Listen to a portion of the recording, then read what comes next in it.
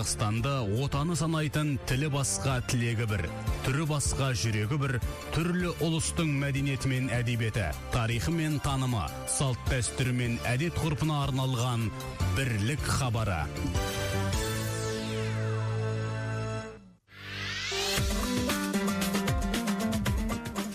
Армысыздар ардақты ағайын, эфирде бірлік хабары және оның жүргізушілері Гүлназ Аманғали және мен Жанболат Шәкім.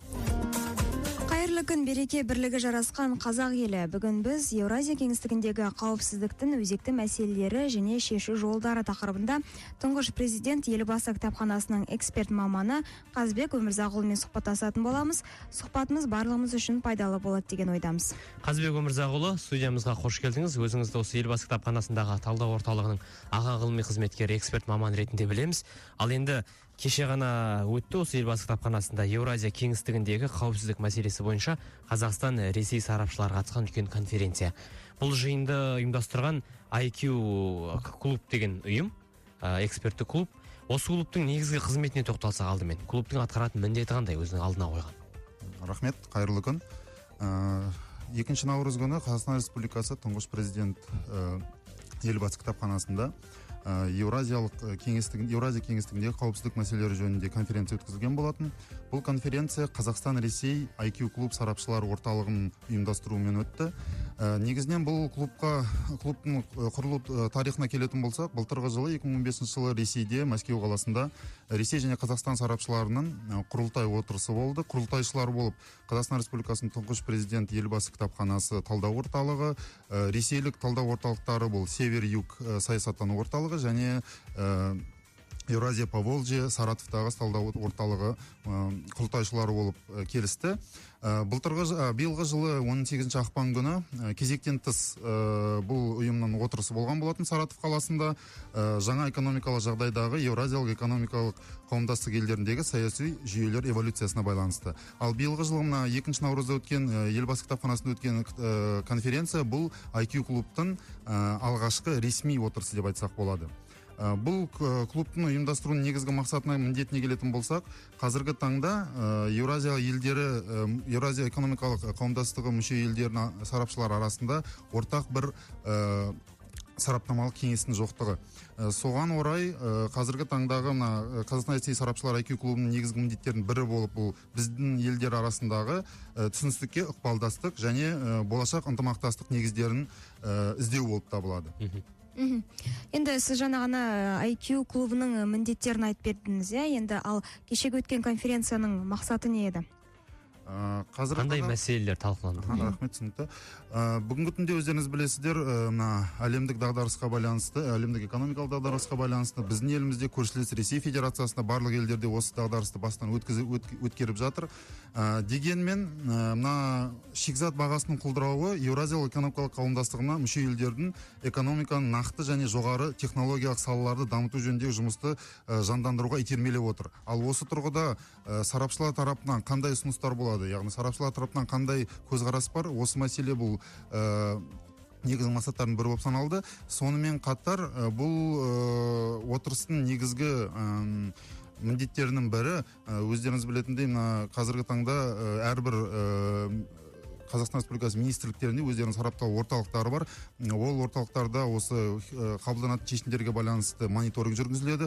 Дегенмен әр ел ішкі жағдай, ішкі ахуалды өздері біле отырып, өздерінің бағасын берсе, мысалы біз Қазақстанда отырып, Ресейдегі ішкі ахуалды ресми мәліметтер арқылы ғана біле аламыз. Бірақ ішкі ахуал негізгі жағдай қандай, негізгі қандай қиыншылықтар бар, қандай қайшылықтар бар, ол туралы бізге беймәлім. Осы тұрғыда жергілікті Ресей сарапшыларынан бағамдары мен олардың негізгі көзқарастарын сабақтастыра отырып, өзіміздің болашақта қабылданатын шешімдерге сабақтастыратын болсақ, бұл әрине біз үшін үлкен жетістік болады. Сондықтан осындай отырыстарды ұйымдастырудың негізгі мақсаты болашақта, келешекте өткізілген пікірталастың негізгі тұжырымдарын біздің мемлекеттік органдарға ұсыныс ретінде беру. Сол арқылы болашақтағы екі ел арасындағы ынтымақтастықты нығайтуға өз үлесімізді қосу. Дұрыс айтасыз, сіз Қазақстан мен Ресейдің арасындағы көршілік қарым-қатынас жайында айтып отырсыз ғой. Жақсы болсын, жаман болсын, енді көршіні Құдай қосады деген сөз бар қазақ халқында. Әлемде болып жатқан жағдайларды өзіңіз де көріп, байқап отырсыз күнделікті. Күнде өзгеріс, бүгін бар нәрсе ертең жоқ болып жатыр. Екі ел арасындағы қарым-қатынасты жақсарта түсу үшін бізге бір жаңа бағыттар, жаңа ортақ мақсаттар керек секілді. Эксперттік клубта осыған қатысты қандай ойлар айтылды кеше? Қандай жаңа направление, жаңа бағыттар жөнінде ой айтылды? Жақсы, рахмет. Өздеріңіз білетініңіздей, мына 90-шы жылдары кеңестік үкімет құлағаннан кейін әрбір мемлекет өзінің дербестігін алып, өзінің жеке экономикасын дамыта бастады. Посткеңестік мемлекеттердің, мысалы Ресей болсын, немесе Қазақстан болсын, басқа да мемлекеттерде ірі бизнес өкілдері өзінің жолын тауып кете алды. Өйткені мына кеңестік дәуір кезінде болған жоспарлы экономика оған барынша жағдай жасап берді. Алайда мына тәуелсіздігімізді алғаннан кейін бізде шағын және орта бизнес мәселесі қолға алына бастады. Дегенмен бұл шағын орта бизнес өзінің лайықты орнын табуға деген ұмтылыстары қазіргі таңда көптеген қиыншылықтарға, әсіресе 90-шы жылдардағы болған экономикалық дағдарыс, және қазіргі таңдағы 2008-2009 және бүгінгі таңдағы экономикалық дағдарыстардың нәтижесінде мына шағын және орта бизнес өкілдері көптеген қиыншылықтарға ұрынып жатыр. Осыған орай Қазақстан, Ресей сарапшыларының негізгі ұсыныстарының бірі бұл жаңа технологияларды бірге отырып игеру. Яғни ортақ бір концерндер, ортақ бір бизнес жоспарлар құру. Мысалы, бір ғана мысал келтіріп кетейін. Өздеріңіз білесіздер, біздің Қазақстан Республикасы мен Қытай Халық Республикасы арасында экспорттық және жалпы бизнестік орта арасында көптеген ортақ экономикалық байланыстар бар, ал дәл осындай байланыстар Ресей мен Қытай Халық Республикасында бар. Және мына 2015 жылы Қытай Халық Республикасы жібек жолы экономикалық белдеу саясатын жүргізе бастады. Ал біз Қазақстан және Ресей, Армения, Қырғызстан республикалары Еуразиялық экономикалық одақ экономикалық одақ құрдық. Ал қазіргі таңда осы екі одақты ұштастыру мәселесі тұр. Бірақ осы ұштастыру мәселесіне келген кезде Ресей Қытаймен екі жақты, Қазақстан Қытаймен екі жақты жұмыс істеп жатыр.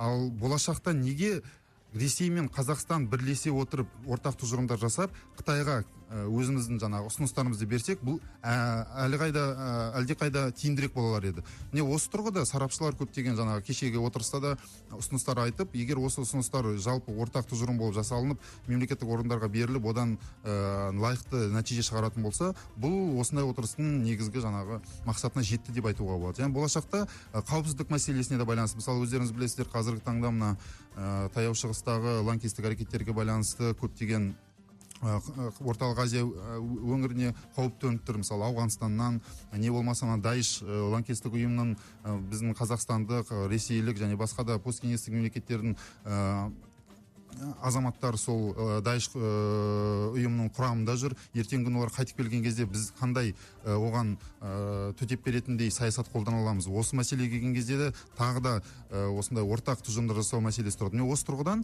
әрбір салада біздің сарапшыларымыздың ортақ жаңағы пікір алмасу, пікірталасу нәтижесінде пайда болған тұжырымдарды осындай әрбір лайықты органдар, яғни қорғаныс министрі болсын, немесе ұлттық қауіпсіздік комитеті болсын, сол ұйымдарға жаңа ұсыныстар беру арқылы біз осы мәселе шешуге өзіміздің бір үлесімізді қосамыз деген ойдамыз. Енді мына майшаның жарығы өзінің түбіне түспейді дейді ғой. Сіз жаңа айтып отқан содырлық әрекеттегі ИГИЛ болсын ұйымдар бір күннің ішінде саңырауқұлақтай қаптап шыға келді. Бұрын ондай болған жоқ еді.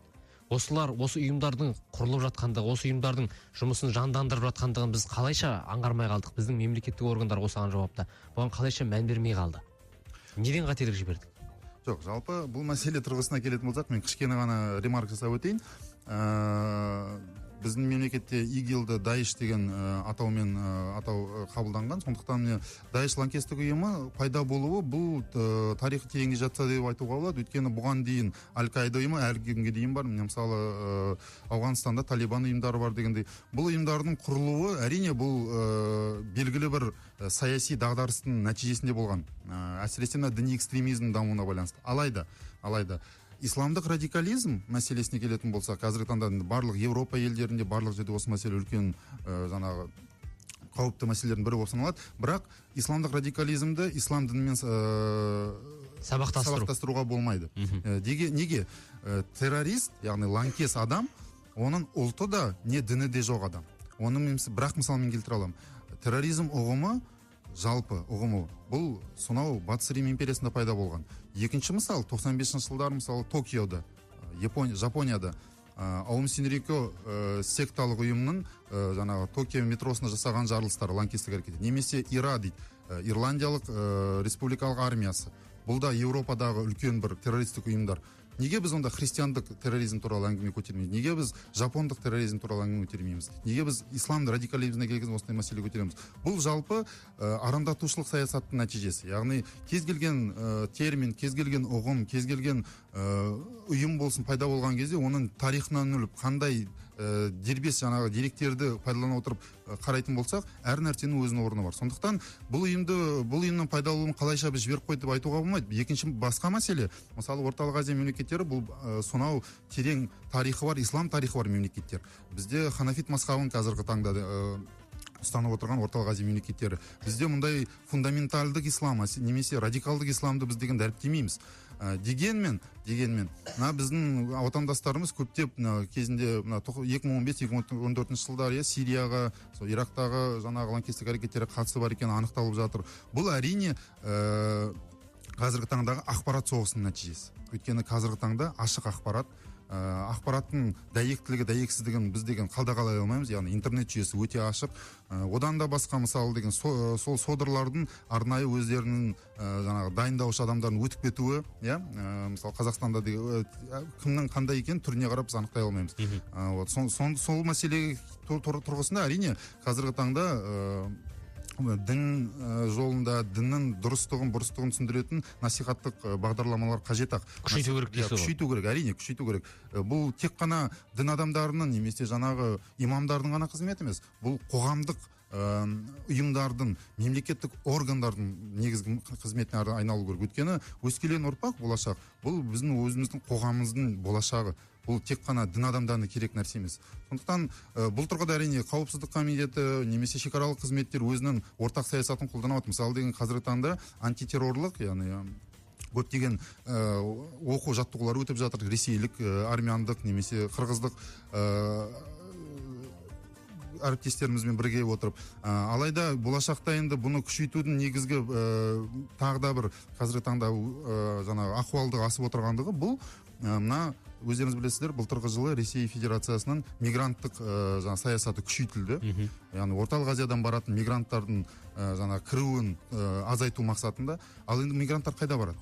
Яғни жұмысы жоқ, олар негізгі жұмысы Ресейде болған мысалы жұмыссыз. Міне бұл былайша айтқан терминдік сөзбен айтсақ, потенциалды лаңкестік әрекетке дайын адамдар. Ертеңгі күні ақша беріп, мысалы жұмысқа кіргізіп жіберсе, олар міндетті түрде соған. Мысалы ол тұрғыда да бізде тұңғыш президент Елбасы кітапханасында осы бір ай бұрын Орталық Азиядағы мигранттар мәселесіне байланысты халықаралық көші-қон ұйымымен бірге отырыстар болған. Ол жерде де ұтымды ұсыныстар қабылданып кейіннен әрбір органдарға жіберілген болатын ұсыныс ретінде.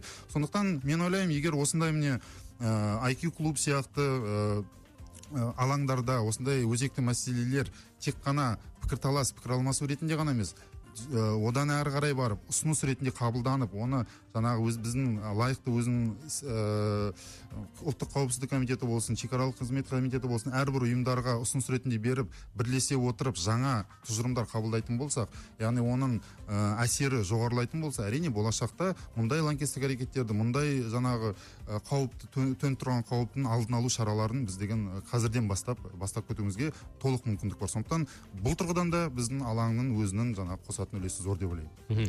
Ойыңызбен келісуге болады. Жалпы G-Global бастамасы елбасының бастамасымен құрылған болатын. Бұл енді көбінесе экономикалық мәселелер талқылайтын үлкен әлемдік сарапшылардың қатысуымен өтетін алаң. Ал енді бұл IQ клубтың мақсаты сонда экономикадан басқа салаларды қамтитын болып отыр ғой.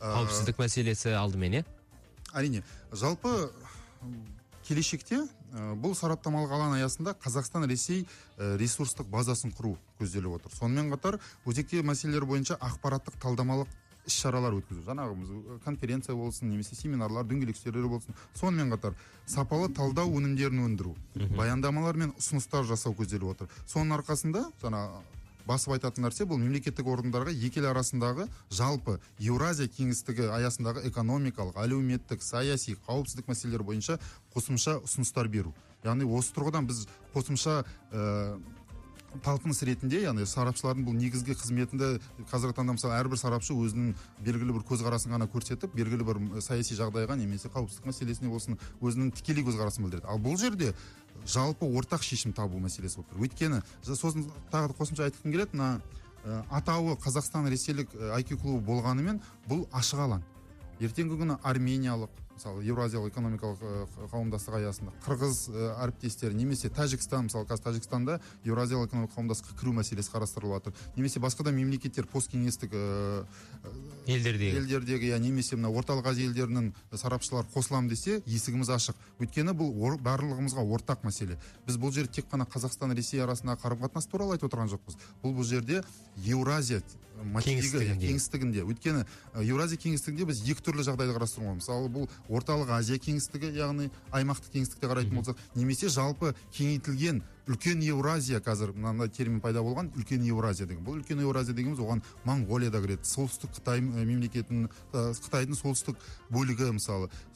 Сондықтан бұл жерде, бұл тұрғыда біз деген кеңейту мәселесін де қарастырамыз. Өйткені жай ғана екі жақты тұрғыда екі жақты сарапшылар арқылы біз ортақ шешімдер тауып, жалпы аймақ үшін жауап бере алмаймыз. Бұл жерде әрбір аймақтың, әрбір елдің өзінің қосатын үлесі болса, бұл әрине бұл клубтың одан әрі қарай маңызын жоғарылатады деп ойлаймын. Қазбек Өмірзақұлы, рахмет. Сұхбатыңызды сәл үзе тұрып, кезекті Маржан Арапбаеваның Қазақ елі осындай деген әнін тыңдасақ, әннен кейін әрине сұхбатымызды міндетті түрде жалғастыратын боламыз. Құрметті радио тыңдаушылар, сіздер Бірлік хабарының Еуразия кеңістігіндегі қауіпсіздіктің өзекті мәселелері және оны шешу жолдары тақырыбындағы Бірлік хабарының бүгінгі санын тыңдап отырсыздар. Хабарымыздың қонағы Қазақстан Республикасы тұңғыш президенті, Елбасы кітапханасы талдау орталығының аға ғылыми қызметкері Майгелдинов Қазбек Өмірзақұлы.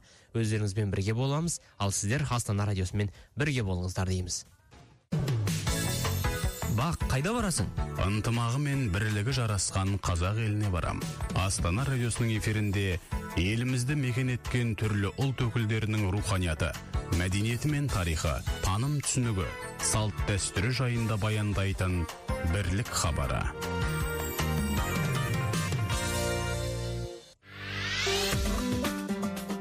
Құрметті тыңдарман, сіздер Бірлік хабарын тыңдап отырсыздар. Бүгінгі қонағымыз тұңғыш президент Елбасы кітапханасы талдау орталығының аға ғылыми қызметкері Майгелдинов Қазбек Өмірзақұлы. Енді Қазбек мырза, қазақстандық патриотизм, бірлік туралы, оны дамыту керектігі жайлы көп айтылып жүр. Қайтсек осы жастардың бойындағы отансүйгіштік рухты арттыра аламыз. Енді Қазбек Өмірзақұлы, сіздің де сөзіңізді, Гүлназдың да сұрағын бөле тұрайын. Мына жерде біздің студиямызға хабарласып атқан тыңдармандарымыз бар екен, алдымен 55-33-53 телефон нөміріне. Қазір байланыс үзіліп кетті, бірақ қазір қайтадан хабарласа өзіңізбен тыңдарманның арасында байланысты жандандыруға біз мүдделіміз, ал сұраққа жауап бере берсеңіз болады. Жақсы. Қазіргі таңда мемлекетімізде әрине оңтайлы жастар саясаты жүргізіліп отыр. Дегенмен қаншалықты бұл саясаттың тиімділігі, бұл саясаттың қаншалықты қазір үздік нәтижелерін көріп отырмыз. Әрине бұл жағынан кішкене осал тұстар бар. Дегенмен бір ғана мысал келтірейін. Біздің Елбасы кітапханасында былтырғы жылдан бері әлемді өзгертетін идеялар атты тренинг семинарлар өтіп жатыр. Бұл семинардың негізгі мақсаты елбасымыз қабылдаған 100 нақты қадам саясаты аясында жастар арасында түсіндірмелік жұмыстарын жүргізу. Бұл яғни әрбір еліміздің аймақтарынан, оңтүстік, батыс, шығыс аймақтарының мектептерінен, жоғары оқу орындарының студенттері арнайы келісім бойынша бізге келіп, 2 күн тренинг семинар өтіп, яғни президент жанындағы ұйымдардың лекторларының өз аузынан осы идеяны қалай жүзеге асыру, негізгі мәселелер туралы тәлім-тәрбие алып жатыр.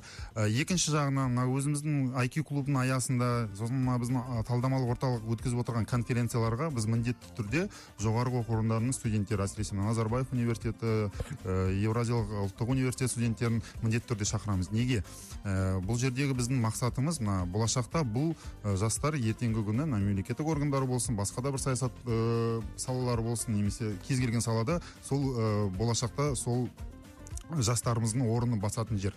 Қазіргі таңда осындай пікір алмасу, пікірталасу форматында өтіп жатқан жаңағыдай біздің алаңдағы қарастырылатын мәселелерге жастарды тарту арқылы біз олардың ойын білгіміз келеді. Бірінші жағынан, екінші жағынан біздің жаңа алдыңғы қатарлы жетістіктерімізді осы жастарға осындай алаңдарды көрсету, бұл да тәлім тәрбиеге, яғни патриоттық болсын, немесе болашақта елін сүйгіштік, отан сүйгіштік қасиеттері үшін бұл өте маңызды. Өйткені бір жағынан стандартты түрде лекция алу, дәріс алу, екінші жағынан мынандай тікелей сарапшылармен бетпе-бет жүздесу арқылы, солардың өз аузынан көкейінде жүрген сұрақтар қою арқылы, оған жауап алу арқылы жастардың дүниетанымы кеңейеді. Сондықтан бұл жағынан енді біздің тарапымыздан жүргізіліп жатқан шаралар әрине бұл аздық етеді. Болашақта мұндай шаралар кез келген жаңағыдай қоғамдық болсын, немесе мемлекеттік емес ұйымдардың аясында жастар саясатына өзінің үлесін қосу арқылы осындай кішігірім болса да алаңдар ұйымдастырса, бұл жастардың қазіргі таңдағы бос уақыты болсын, немесе жастардың қазіргі таңдағы адасып жүргендігі осы тұрғыдағы вакуумды толтыруға бізге мүмкіндік береді. Сондықтан біздің істеп отырған әрекетіміз, біздің істеп отырған іс-шараларымыз бұл белгі ретінде ғана болса екен. Болашақта осындай іс-шараларды басқа ұйымдарда жаса, басқа да бағыттарда жаса, бұл әрине тек қана жақсылыққа алып келеді, тек қана алға ілгерушілікке алып келер еді. Сондықтан жастар саясатына келген кезде де біз айта аламыз, қоғамның әрбір мүшесі оған жауапты. Сондықтан әрбір мүдделі адам, ал біз бәріміз мүдделіміз, біздің болашағымыз жарқын болу үшін осы тұрғыда ойланып, болашақта жоспарлы түрде егер іс-әрекеттер жасайтын болса, бұл патриотизм, жаңағы айтып отырған отан сүйгіштік қасиеттерді тәрбиелеу, бұл жан-жақты түрде ғана дамыту керек. Bir жақты бұл болмайды. Бір ғана ұйым, бір ғана адамның істегені ол ешқашанда нақты нәтижеге әкелмейді. Сондықтан бұл жан-жақты түрде дамыту керек. Яғни қоғамның әрбір тетігі бұған қатысу керек деп ойлаймын. Ал енді осындай дәрістерді сіздер осы Астана қаласының аясында ғана өткізіп отырсыздар, иә? Болашақта басқа өңірлерге шығып осындай дәрістерді өткізу жоспарда бар ма? Менше біз алғашқы біздің ойымыз, яғни осы жоспарды құрған кезде былтырғы жылы әлемді өзгертетін идеялар семинар тренингі тек қана елбасы кітапханасының аясында өтіп жатыр. Бірақ енді бір жыл міне өтеді, биыл Құдай қаласа осы тренингті толықтай қамтып аяқтағаннан кейін басқа да аймақтарға, яғни шығу арқылы басқа да еліміздің түкпір-түкпіріне, яғни осы идеяны ары қарай тарату, әрине біз оған мүдделіміз. Сондықтан болашақта мен ойлаймын, бұл жоспарымызға қосуға болады деп. Бірақ тағы да айта кететін жағдай, біз жаңа айтып отырық, мемлекеттік органдар, басқа да қоғамдық ұйымдар дейміз, бұл әрбір аймақта жүргізілу керек. Өйткені әрбір аймақта өзінің акиматы бар, әрбір акиматта өзінің жастар саясатының бөлімі бар. Неге осы бөлімдерге жалпы ортақ бір жоспар құрып, немесе концепция, негізгісі концепция құрып, осы концепцияны құру арқылы жергілікті тұрда біз әрқашанда көмектесуге дайынбыз. Бірақ ол концепцияға талпыныс болу керек. Ол тек қана жоғарыдан айтылды, істелді деген жағдайда болмау керек. Ол әрдайым жастарға деген жаңағы жастардың ұмтылысын қоштауға деген әрбір жерде өзінің қатынасына деген өзінің жаңағы талпынысы болу керек. Бұл жайдан жай сырттан келген директива ретінде жүрмеу керек. Өйткені жастар күнделікті жаңашылықты, күнделікті әлемде отырған, өзгеріп отырған жағдайдың барлығын толықтай сіңіріп жатыр. Толықтай. Ал оны фильтрациялау, оны керекті дәрежеде жеткізу, ол біздің құзырымызда. Яғни егер біз қазіргі таңда нақты бір концепция құру арқылы, нақты бір осындай жоспарлау арқылы жастарға тікелей жеткізбей, ал өз тарапымыздан өзімізге қажетті, яғни мемлекетіміздің бірлігі үшін, мемлекетіміздің тұрақтылығы үшін қажет тұрғыда жеткізетін болсақ, бұл біздің болашаққа деген салған өзіміздің үлкен үлесіміз деп ойлаймын. Сондықтан осы тұрғыдан мен ойлаймын, болашақта егер осы идеялар қабылданатын болса, біздің жаңағы жастар саясатына деген көзқарас мүлде басқаша болады деп ойлаймын. Қазбек Өмірзақұлы, рахмет. Енді эфиріміздің өзі өте қызықты болып отыр. Дәл қазір хабарласып отырған тыңдарман бар екен. Ендеше тыңдарманды біз байланысқа шығарып көрелік. Қайырлы күн. Армысыз? Алло, ассалаумағалейкум. Армысыз, есіміңіз алдымен? Есболсын болады, Атыраудан. Есболсын, Атыраудан. Есболсын, біздің бүгінгі тақырыбымыз Еуразиялық кеңістіктегі қауіпсіздік мәселесі болып отыр. Өмірзақұлы Қазбек ағамыз қатысып отыр. Сонымен сіздің сұрағыңыз? кешіресіздер, мен басқа неге соққам. Иә, мүмкін басқа хабарға түсіп кеткен шығарсыздар, себебі барлық жолдар Астана радиосына келіп тіреледі. Ал Астана радиосы барлық осы қоңыраулардың эпицентрі десек те болады. Қазақстан тұрақтылықтың эпицентрі деп жатамыз аға. Енді осы тұрақтылық мәселесіне келген кезде барлығы Қазақстанның тұрақтылығына таңғалып қана кетеді. Бірақ осы тұрақтылықтың өңіріміздегі Еуразия кеңістігінде тұрақтылықтың сақталуына тек қана Қазақстан ғана мүдделі болып отырған жоқ па? Басқа көршілес мемлекеттердегі осыған қызығушылық, өз елдеріндегі тұрақтылықтың сақталуына деген жасап жатқан жұмыстарына сарапшылар қандай баға беруде? Қазіргі таңда орталық Азия мемлекеттеріне келетін болсақ, орталық Азия өңірі бұл ақш, Еуроодақ, Қытай Халық Республикасы сияқты алпауыт мемлекеттердің қызығушылығын тудырып отырған аймақ болып саналады. Мысалы Қытай Халық Республикасының жаңағы өзіміз айтып өткен жібек жолы экономикалық белдеуі, ақш тарапынан С5 плюс 1 бағдарламасы бар, яғни 5 азиялық орталық азиялық мемлекет және ақш. Сонымен қатар Ресей Федерациясын жүргізіп отырған ОДКБ ұйымдық шарттарын немесе Шанхай ынтымақтастық ұйымы болсын мысалы. Яғни бұл ұйымдардың болуының өзі бұл орталық Азия кеңістігіне деген қызығушылықтың негізі. Ал енді екінші тұрғыдан біз жаңа экономикалық қауымдастық туралы мәселе көтерген кезде бір нәрсені ескеруіміз керек. Бұл экономикалық қауымдастық өзінің межелі жаңағы мақсатына жету үшін міндетті түрде қауіпсіздік мәселесі шешілуі керек. Өйткені мысалы сіз шетелдік инвестор болсаңыз, сіз тұрақсыз мемлекетке қаржы салмайсыз. Ал экономикалық одақты дамыту үшін, яғни транслогистикалық мәселелер шешілу үшін, инфрақұрылым мәселесі шешілу үшін әрдайым қауіпсіздік мәселесі бірінші тұрғыда тұру керек. Сондықтан қазіргі таңдағы орталық Азияда қауіпсіздік мәселесі бірнеше тармақта дамып жатыр. Бірақ қана негізгі тетіктерін атап өтейін, демография мәселесі. 2015 жылдар аралығында 4 есеге дейін халқы өскен. Яғни қазіргі таңда 68 миллион халықты құрап отыр. Ал мигранттар мәселесі екінші мәселе, оны айтып өттім. Одан кейінгі наркотрафик мәселесі, Ауғанстаннан әсіресе келіп жатқан наркотрафик мәселесі өте қазіргі түйткіл мәселелердің бірі болып саналады. Сонымен қатар қазіргі таңда орталық Азия мемлекеттерінің арасында су шекаралық мәселелер шешілмеген. Әсіресе көршілес Өзбекстан, Қырғызстан, Тәжікстан арасында осы мәселелер шешілмей отыр. Мен сіздерге айта кетейін, 2005 жылдары елбасымыз орталық Азия одағын құру туралы мәселе көтеріп отыр. Ал бұл мәселе сол күйінде жаңағы декларация түрінде қалды да, одан кейін өзінің нәтижесіне жетпеді. Неге? Өйткені орталық Азия мемлекеттері арасында келісім дұрыс болмады. Яғни өзара шекаралық мәселелер шешілмегендіктен, көптеген түйткілді мәселелерге байланысты қайшылықтар туғандықтан одақ құру мәселесі құлап қалды. Ал енді қазіргі таңда Қазақстан өзінің мысал ретінде көрсете алады. Біз барлық көршілерімізбен толықтай делимитация жасадық. Тұрақтылық мәселесін осымен біз қамтамасыз етіп отырмыз. Демаркация барлығы өтті. Толығымен өтті. Егер басқа мемлекеттер солай жасайтын болса, біз олардың арасында лаңкестік әрекеттер болсын, шекара бұзушылық әрекеттері болсын, бұл мәселелерді біз тоқтатуға тосқауыл қоратын едік. Сондықтан Қазақстан әрине тек қана Қазақстанда емес, жалпы аймақтағы тұрақтылыққа өте үлкен, яғни аймақтық ғаламдық тұрақтылыққа үлкен көңіл бөліп отыр. Бірақ басқа мемлекеттердің де өзінің қосатын үлесі зор. Дегенмен бұл мемлекетаралық мәселе шешілмейінше одақтық мәселе шешу ол қиынға соғады деп ойлаймын. Енді алдымызда үлкен мерекелердің бірі бұл халықаралық әйел аналар, апаларымыз, қарындастарымыздың мерекесі келе жатыр. Енді бұл мерекемен қалай құттықтайды екен деп бізді тыңдап отырған нәзік жандылар бар. Қалай құттықтайсыз?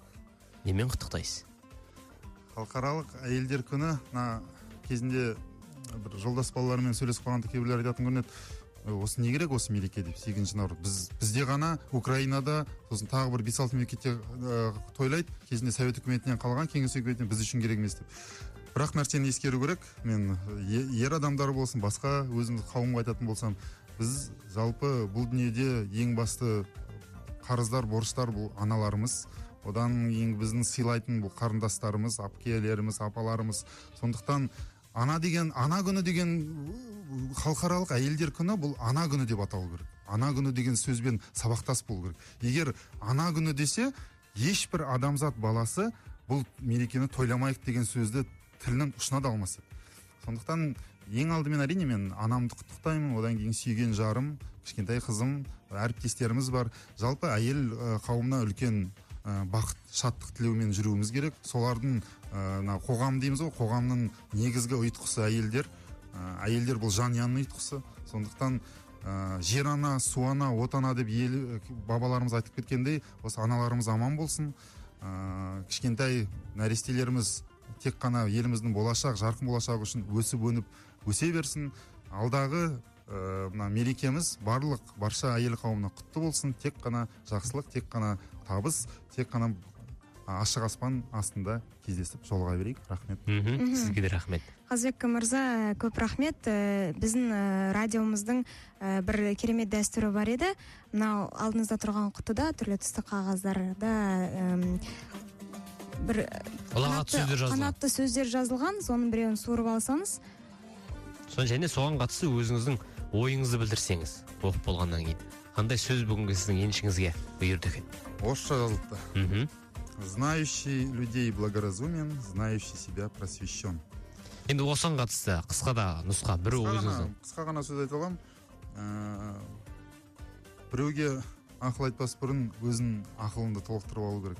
Сондықтан білім қуған адам ешқашан жаман болмайды. Білімді адам бұл білімді азамат бұл қоғамның тірегі, ал қоғамның тірегі деген сөз халқының қалаулы азаматы. Сондықтан білім қуған жастарды қолдаймын, білім қуған жастар әрқашан алда болады. Сондықтан тілейтінім білімді әрдайымда өз елімізге пайдамыз тиетіндей халықтың қалаулы азаматы болып, елімізге өз үлесімізді қоса берейік. Иә, білімсіз бірді жығады, ал білімді мыңды жығады дейді ағамыздың сөзімен біз де қосыламыз. Осымен бірлік хабарының бүгінгі санын тәмамдаймыз. Еуразия кеңістігіндегі қауіпсіздіктің өзекті мәселелері және оны шешу жолдары тақырыбында өткен бүгінгі хабарымызға Қазақстан Республикасы тұңғыш президенті Елбасы кітапханасындағы талдау орталығының аға ғылыми қызметкері Майелдинов Қазбек Өмірзақұлы қатысты. Қазбек Өмірзақұлы, еңбегіңізге жеміс, әр күніңізге жеңіс тілейміз. Бастысы еліміз аман, жеріміз тыныш болсын.